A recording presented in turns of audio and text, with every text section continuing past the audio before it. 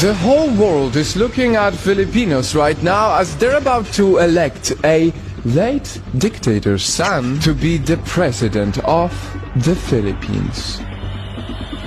In other countries, this is what you'll see.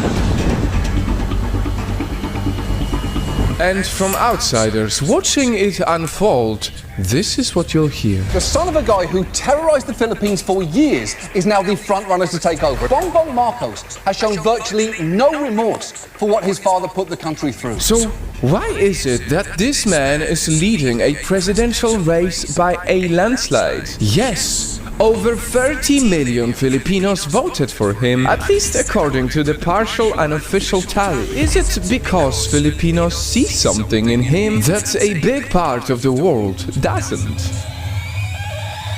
Nightfall. This is a special video that will spotlight, not my opinion, but the voice of Filipinos for the Filipinos. And if you're watching this election unfold from a different part of the world, stick around because you might get your answer. Ladies and gentlemen, this is what they said when we asked, what are your hopes and fears for the next president of the Philippines?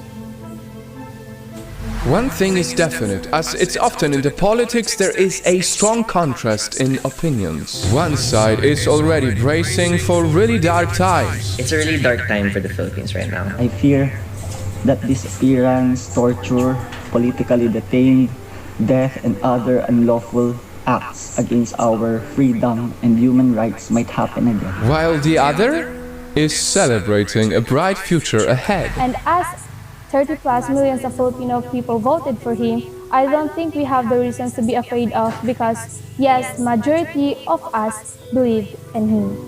Mabuhay ang Pilipinas. There is no reason to be feared because our new elected president is chosen by the majority.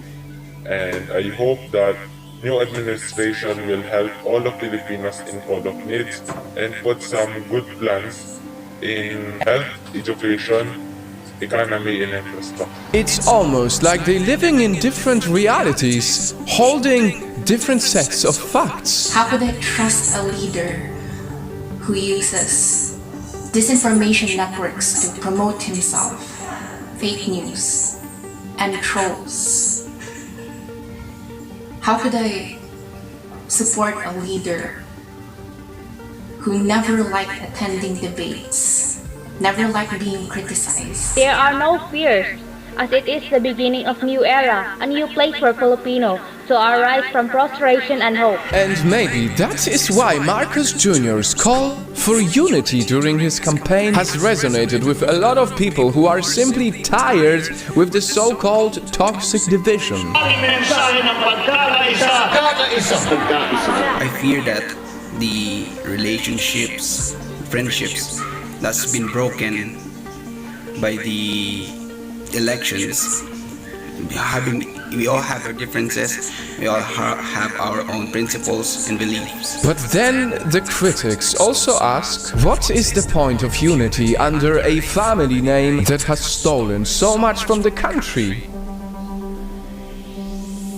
My biggest fear for this election is to have a president that is stained with corruption and built by disinformation. I am genuinely scared to put back into position what the people back then ousted. To which Marcos supporters usually counter with two things. It is time to forgive what his family did and that he cannot be judged through his father's sins. Nightfall. I realize that it doesn't look good when me, a foreigner, comments on other countries' affairs. We all know, because it's politics, there are many more complicated issues that this video has not even touched yet. Rampant fake news, disinformation, some reports of election irregularities, to name a few. But if you ask me, how I feel for the country that has become such a big part of my mission, here is what I know to be true. I know that Filipinos deserve so much from their government. I know that the poor and the underrepresented demand a public servant who truly cares about their needs in jobs, health, and education. And I know that every voter only wants best for their nation. And as I know all of this, I must tell you something that is very sad, disappointing, and difficult.